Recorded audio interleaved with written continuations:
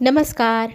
ठरलं तर मग ह्या मालिकेमध्ये आज आपल्याला असं पाहायला मिळत आहे, येथे सुमन काकूविषयी बोललं जात असतं आणि त्यावेळेला अर्जुन आणि सायली म्हणत असतात की काकूला खरंच काकाने किती त्रास दिलेला आहे, बिचाऱ्याने किती काय काय आत्तापर्यंत सहन केलं, कुणाला काही सांगितलं नाही. एखादी व्यक्ती इतकी दुष्ट कशी काय असू शकते, असंही सायलीला प्रश्न पडतो. आणि अशा माणसाचे जर 100 अपराध झाले ना, त्याला आता आपण शिक्षा द्यायलाच हवी. फक्त त्याच्या विरोधात काहीतरी पुरावा भेटायला हवा, ज्याने आपण त्याला वेठीस धरू शकतो. इथे नागराजने मात्र सुमनला आणखी जास्त वेड्यात काढण्याला सुरुवात केलेली असते. तो तिच्याजवळ जाऊन तिला म्हणू लागतो, तू तर एकदम पागल झाली आहेस, तुझ्या डोक्यावर परिणाम झाला आहे, मनोरुग्ण झाले, तुला मनोरुग्ण घोषित करण्यात आलेला आहे. आणि ती तेव्हा बडबड करू लागते, आता मी मरणार मरणार आता मला मारणार, अशी मुद्दाम मनोरुग्णासारखी हरकती करू लागती. आणि इथे नागराजला हसायला येत असतं की आपण आता सगळं जिंकलं, आपल्याला आता कोणीही हात धरू शकत नाही, आपल्याला कोणी गुन्हाही पकडू शकणार नाही, अशा याच्यात तो तोऱ्यात मिरवू लागतो. त्याला फार आनंद होत असतो तिची अशी झालेली अवस्था पाहून. आणि तिला तो मग आणखी जास्त घाबरवू लागतो. ती घाबरलेली असते आणि त्याच्यासमोर मुद्दाम मनोरुग्ण असल्यासारखी ॲक्टिंग करत असते. त्यावेळेला तो तिला म्हणू लागतो, तुला मी एक गोष्ट सांगू का, तुला आणि महिपतला दोघांनाही मीच किडनॅप केलं होतं, तुला विश्वास नाही बसत, आठवून बघ. आणि आणखी एक गोष्ट पण तुला मी सांगतो, आजपर्यंत मी काय काय केले. ही एवढी प्रॉपर्टी आहे ना माझ्या भावाची, रविराजची, ती मिळवण्यासाठी मी त्याला मारण्याचा प्रयत्न केला, त्याच्या संपूर्ण कुटुंबाला मारण्याचा प्रयत्न केला. पण नशीब त्याचं थोर बलवत्तर म्हण ते वाचले. त्याची बायको, मुलगी, सगळेजण वाचले. आता तो काही मला भीक घालणार नाही, मला तो कीव आली तरी मला काही तो प्रॉपर्टी देणार नाही. मी प्रॉपर्टी मिळवण्यासाठी 22 वर्षापूर्वी त्याला मारण्याचा मास्टरमाइंड, जो प्लॅन बनवला तो मी बनवलेला होता आणि त्याचा मास्टरमाइंड मी होतो.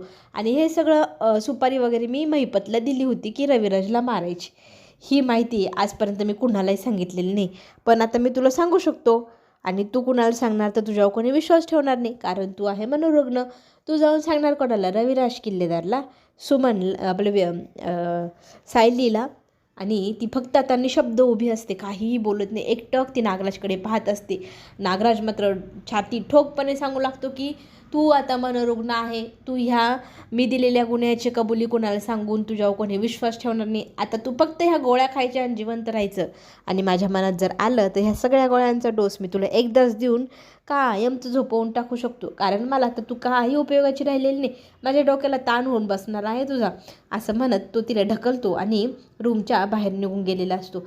इथे मात्र सुमनला आणखी मोठा एक शॉक बसलेला आहे. तिला तर पहिले माहीत होतं की यांची महिपतशी मैत्री आहे. दुसरी गोष्ट, त्याला आणि सुमनला यांनीच किडनॅप केलं होतं. आता त्याच्यात तिसरी भर पडली आहे, ती म्हणजे रविराज यांना 22 वर्षापूर्वी ज्या व्यक्तीने मारण्याचा प्रयत्न केला, ती व्यक्ती म्हणजे आता नागराज. हे सत्य समजल्यानंतर आणखी मोठा शॉक इथे लागलेला आहे सुमनला. सुमन आता विचारात पडली की माझा नवरा असा गुन्हेगार. इकडे सकाळी सकाळी आपल्या अस्मिताईची अश्विन चेकअप करत असतो. तिचं रक्त काढलं जातं टेस्टिंगसाठी आणि तिला एक इंजेक्शनही दिलं जातं, तिला आराम वाटावा, तिची BP नॉर्मल राहावी. बिचारी सचिनच्या टेन्शनमध्ये कायम विचारत असते, त्या विचारांमुळे तिची BP नॉर्मल होत नाही आहे, ही टेन्शनवाली गोष्टच आहे. पण इथे हसून खेळून अश्विन सांगत असतो की आता तुला आरामाची गरज आहे, आनंदी राहायचा, कसल्याही प्रकारचा विचार करायचा नाही. तिची झालेली ही अवस्था बिचारे कल्पनाला तर काय पाहावे ना, ती मी आलेच असं म्हणत तिथून बाहेर निघून जाते. आईला हे सगळं सहन होत नाही, हे आपल्या सायलीला आणि अर्जुनला लक्षात येतं. आता अर्जुन इथे मुद्दाम आपल्या अस्मिताईची छानशी खोड काढतो, ज्याने ती त्याच्यावरती रागवेल, चिडेल. तिला बोलतं करण्यासाठी म्हणू लागतो की प्रेग्नन्सीमध्ये ना ग्लो येतो म्हणे, ग्लो चेहऱ्यावरती. पण ना प्रेग्नन्सीनंतर काय होतं माहिती का, तिथे येतो एक भोगाडी बुवा तुझ्यासारखा, असं म्हणत तिला चिडवू लागतात. ती त्या दोघांवर रागवते. बघितलं नाही हे दोघं कसे मला चिडवत असतात. तर इथे सायली म्हणू लागते की तुम्ही दोघंही शांत व्हा, मग आमच्या अस्मिताईला अजिबात चिडवायचं नाही तुम्ही. तरी ते अस्मिताई इमोशनल होऊन म्हणत असते की मला माहिती आहे तुम्ही माझा मूड चांगला व्हावा म्हणून माझ्याशी एवढे हसून खेळून वागतायत, बोलतायत, मला समजत नाही का. आणि इथे पुन्हा एकदा अश्विन आणि आपला अर्जुन म्हणू लागतो की खरंच कसलं टेन्शन घ्यायचं नाही, मस्त आरामशीर मजेत राहायचं आणि हसून खेळून आपले दिवस काढायचे. तर इकडे पुन्हा एकदा आपल्या सायलीचं आणि अर्जुनचं भांडण होतं. भांडण तसं नवरा बायकोचं प्रेमाचंच त्याच पद्धतीचं भांडण चालू असतं दोघांमध्ये. आणि इथे अर्जुन चिडवत असतो सायलीना, कधी हसतच नाही, तिच्या चेहऱ्यावर नुसता असा गुब्बारा राहतो फुम. तर ते दोघंजणं पुन्हा एकदा एकमेकांवर भांडण करून राग भरतात. अस्मिता म्हणते ह्या दोघांचं नातं किती छान आहे, इतक्यात भांडतात, इतक्यात एकत्र राहतात, माझ्या नशिबी असं नातं का नाही आलं. नागराज आपले हिरो बनवून निघालेले आहे जॉबला जायला. जॉब तरी आपला काय, इथे त्याची छानशी तयारी चालू असते. सुमन त्याच्याकडे एकटक पाहत असते. तिला टेन्शन आलं आहे कारण हा तिची पाठ 1 मिनटही सोडतच नाही आहे, सारखं तिला चिटकूनच आहे. खरं तर तिला तो व्हिडिओ सेंड करायचा आहे आपल्या सायलीला आणि अर्जुनला, पण इथे संधीच मिळत नाही. नागराज तिच्याजवळ जातो, ती पुन्हा घाबरल्याची ॲक्टिंग करू लागते, वेड्यासारखं वागू लागते. नागराज तिला म्हणतो की शांत हो, शांत हो, तुला मी फार कंटाळलो आहे, आता तुझ्यासोबत राहून मी जरा बाहेर मस्त फेरफटका मारून येतो. तो गेलेला पाहून इथे लगेचच सुमनने तिचा फोन काढलेला असतो, ज्या फोनमध्ये तिने शूटिंग काढलेली आहे नागराजने दिलेल्या गुन्ह्यांची, कबुलीची. आणि ती पाहून तिला खरंच खूप वाईट वाटत असतं. आपला नवरा इतका दुष्ट, वाईट, गुन्हेगार असा कसा, आपलं किती छान स्वप्न होतं आपल्या संसाराचं, सगळे स्वप्न सुमनची मोडून गेली. आता ती पुन्हा एकदा खंबीरपणे आता सायलीला फोन लावते.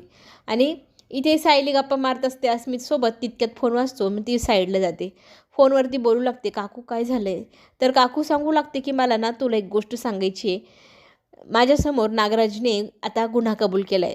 तर कुठला गुन्हा असं म्हटल्यानंतर ती सांगू लागते की रविराज भाऊजींवर 22 वर्षापूर्वी जो हल्ला झाला तो करणारा व्यक्ती दुसरा तिसरा कोणी नसून नागराज आहे. इतकं मोठं सत्य तिने इथे सुमनला आपल्या सायलीला सांगितले. सायली तिला म्हणू लागते की रडू नका काकू, तुम्ही कोणालाही आत्ता काही सांगू पण नका, धीर धरा, मला येईपर्यंत कुणाशी काहीच बोलू नका.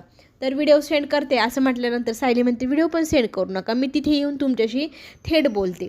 असं म्हटल्यानंतर इथे आपल्या सुमनच्या हातातनं मोबाईल खाली पडतो आणि ती घाबरलेल्या अवस्थेत असते. इथे सायली हॅलो हॅलो आवाज येत नाही म्हणून हाका मारू लागते, पण इथे सुमनचा काहीही आवाज येत नाही. ती फोन कट करते. आता इथे आपले अर्जुन पाहू लागतो की आपली सायली टेन्शनमध्ये दिसते.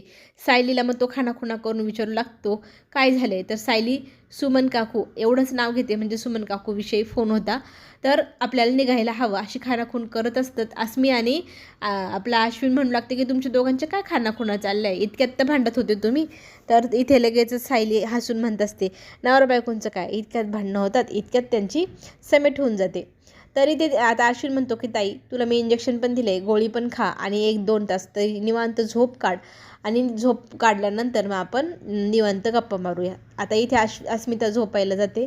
अर्जुन सायली आपापल्या कामाला लागलेले असतात.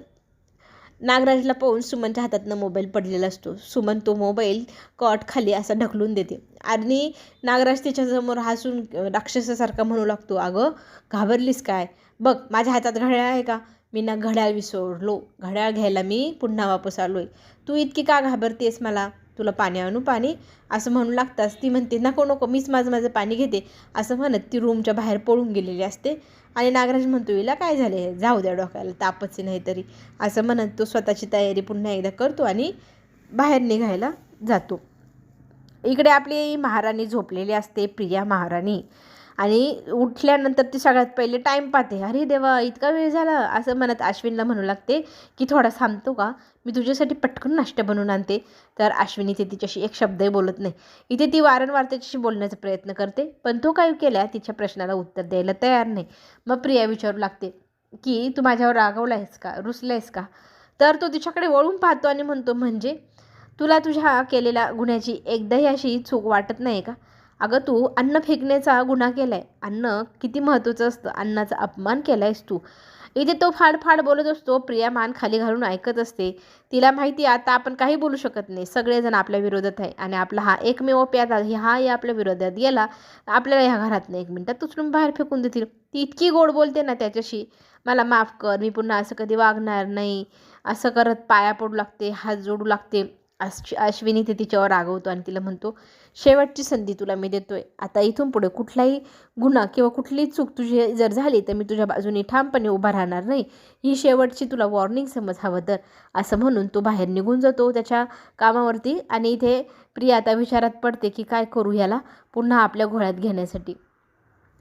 इकडे लगबग चालू असते आपली सुमनकडे जाण्याची, सायली आणि अर्जुनची. आता इथे कल्पना पाहते की सायली आली तर तिच्याजवळ जाऊन ती म्हणू लागते, सायली तू ना आमटीला फोडणी देतेस का आणि चपात्या लाटतेस का? तर ती म्हणते हो करते ना. इथे आपला अर्जुन सायलीला खूनवत असतो की नाही म्हण, आपल्याला बाहेर जायचं आहे, सुमनचं काम महत्त्वाचं आहे, तिकडे जाणं जास्त महत्त्वाचं आहे. पण सायली म्हणते हो आई मी ना चपात्या करते आणि भाजी टाकून मगच बाहेर जाईल. तर इथे ती म्हणते तुम्हाला काही काम आहे का? तर म्हणते नाही नाही हे जातील.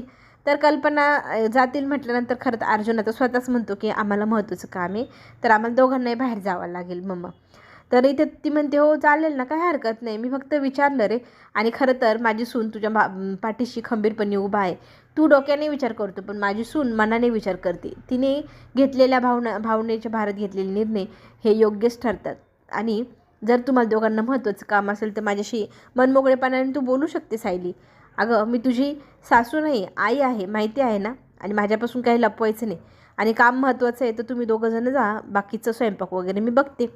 आणि खरंच मला इतकी चांगली सासू भेटली आहे म्हटल्यावरती सायली तिचं कौतुक करू लागते. अशी सासू मला 7 जन्म भेटावी, माझ्या नवऱ्याला ह्या 7 जन्म हीच आई मिळावी असं मी देवाकडे प्रार्थना करते, असं म्हणत सासू सुना एकमेकींचं कौतुक करू लागतात.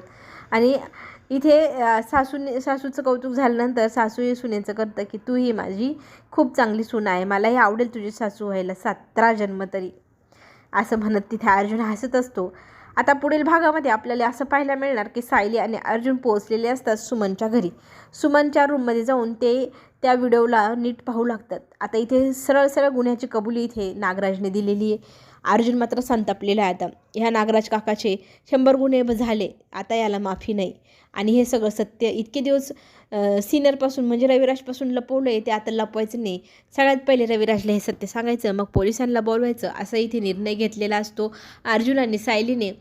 आणि आता ह्या 100 गुन्हे माफ करण्यासारखे नव्हते असं म्हणत त्याला चांगली शिक्षाही सायली करणार. चला तर मग पुढील भागामध्ये काय होणार पाहण्यासाठी आपण पुन्हा भेटू. धन्यवाद.